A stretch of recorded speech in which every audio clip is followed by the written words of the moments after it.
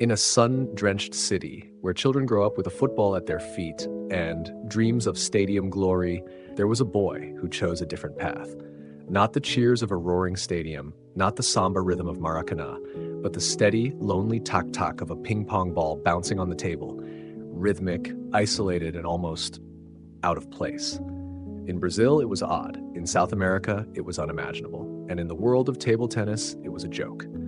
But from that impossibility, a quiet flame began to burn.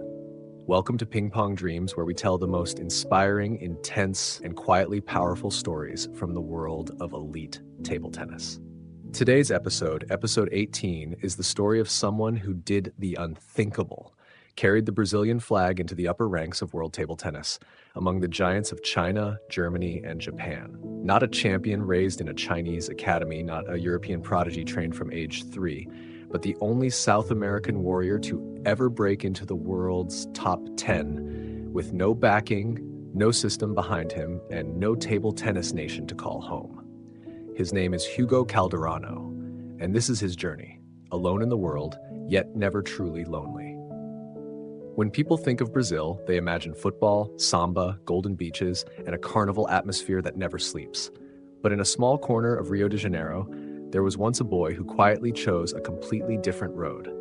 While his friends dreamed of scoring goals at Maracana, he watched a tiny ball bounce rhythmically on a table. No cheering crowds, no stadium lights, just the tack-tack echoing in a small room. And from that place, an extraordinary journey began. Hugo Calderano didn't come to table tennis with a strong sports background or a solid support system. All he had was a pure love for a sport that was almost invisible in Brazilian culture.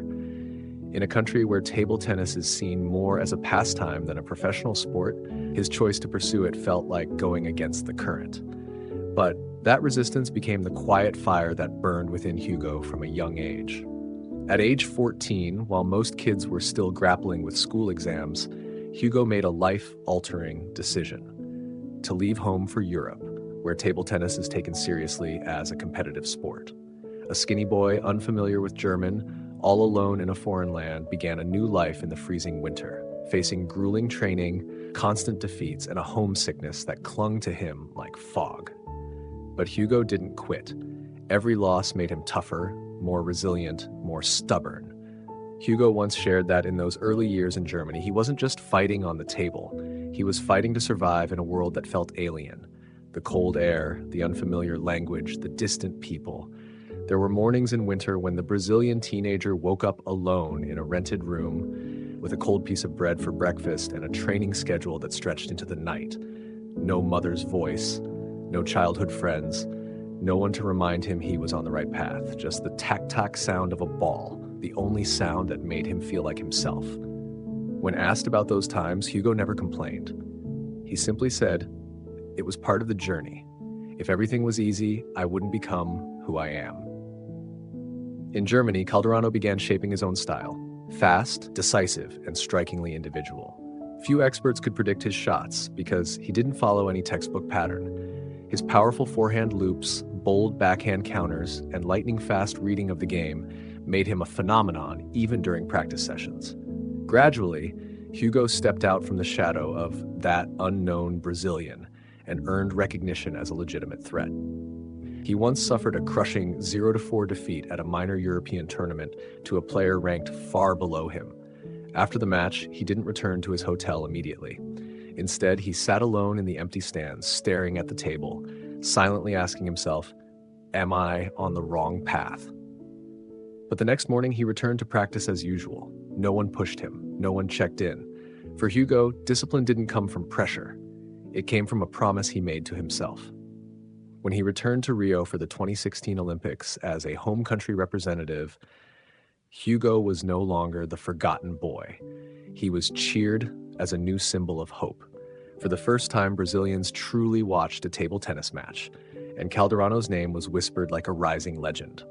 Amid the roaring crowd and bright Olympic lights, Hugo played like he was battling an entire forgotten history of South American table tennis. He reached the round of 16, a remarkable feat for someone from a region never seen as a table tennis power. But amid the cheers at Rio 2016, there was a quiet moment no one noticed. After losing in the round of 16, Hugo didn't shout. He didn't cry. He simply looked up at the stands, where his parents were smiling and waving. He nodded, as if making a silent vow. My plan is to come back, not as a phenomenon, but as a real contender. That promise wouldn't be easy to keep. After the Olympics, Hugo received numerous sponsorship offers, promises of fame, and life-changing opportunities. But instead of basking in the spotlight, he chose the quieter road, returning to Europe and starting over. Not in elite training centers, but in modest gyms across Germany, where the floor still smelled of sweat and old cracked balls littered the corners. He once said, "I don't need the best conditions. I need a place where I can fail and not be judged." There, Hugo began to rebuild himself, not just technically, but tactically and physically. He lifted weights in the early morning, trained reflexes at noon, and played into the late evening. Some days he would hit balls for 8 hours straight, then spend hours analyzing footage of his opponents, a kind of ascetic discipline rarely seen even among Europe's best. A German coach once said, "I've never met anyone like Hugo. He has the discipline of a soldier, but the heart of an artist." In 2018, Hugo Calderano officially entered the world's top 10. It was a seismic moment, not just for him, but for the entire continent he came from. The first and only South American player to break into a ranking long dominated by names from China, Japan, Germany, and Korea. No national system, no high-level teammates, no prestigious academy. Alone, yet unshaken. Alone, yet never truly alone. For he carried the dreams of millions who never dared to dream. He suffered crushing defeats at the 2020 World Cup and again at the Tokyo 2021 Olympics, where he lost early to Wang Chuqin. Critics emerged. Fans were disappointed. But Hugo didn't retreat. He quietly returned to training. He adjusted his footwork, improved his diet, and re-examined every weakness. Months later, he returned to the table with a new fire, defeating Dmitry Ovcharov in a 7-set thriller that silenced doubters. Players who faced Hugo described something unsettling about him. He has this calm stare that throws you off, not aggressive, just unshakable. A French player once said, "He doesn't play like someone who needs to win. He plays like someone who's already won, just by being here." When Hugo defeated Fan Zhendong, the world's #1 at the time, it wasn't just an upset. It was a declaration that someone outside the system could challenge the strongest. Chinese media called him the challenger from South America. European pundits stopped calling him an underdog and started calling him a contender. At the press conference, Hugo wasn't exuberant. He simply said, "That wasn't my biggest win. My biggest win was the day I didn't give up. But greatness, as Hugo soon discovered, wasn't a final destination. It was a moving target, one that kept shifting just when you thought you'd arrived." After Tokyo 2021, with another Olympic heartbreak behind him, the easy road would have been to pause, cash in, and embrace the role of South America's table tennis icon. But Hugo Calderano has never been interested in symbols. He's interested in growth. He returned not just to the training hall, but to himself. By late 2022, he was again facing Europe's best, not as an underdog, not even as a novelty, but as a measured, mature, and fearsome opponent. Matches that once drained him now became strategic battles he could navigate with calm, and then came one of his most defining nights against Harimoto Tomokazu. The arena was electric. Down 2 sets, then 6-10 in the 6th, Hugo clawed back 4 match points. He didn't scream, he didn't rush, he stayed still and won, then walked off silently. This man doesn't just play table tennis, he plays philosophy. In Brazil, table tennis was changing. Kids picked up paddles instead of footballs. Coaches put up his photos. Young players wrote him letters. "If you don't give up, then I won't either," one boy from São Paulo wrote. Hugo never launched a brand, never made noise, but his silence inspired. His discipline became legend. He reads Marcus Aurelius, he journals, he reflects. He once wrote, "To win is beautiful, but to look in the mirror and know I gave everything, that's peace."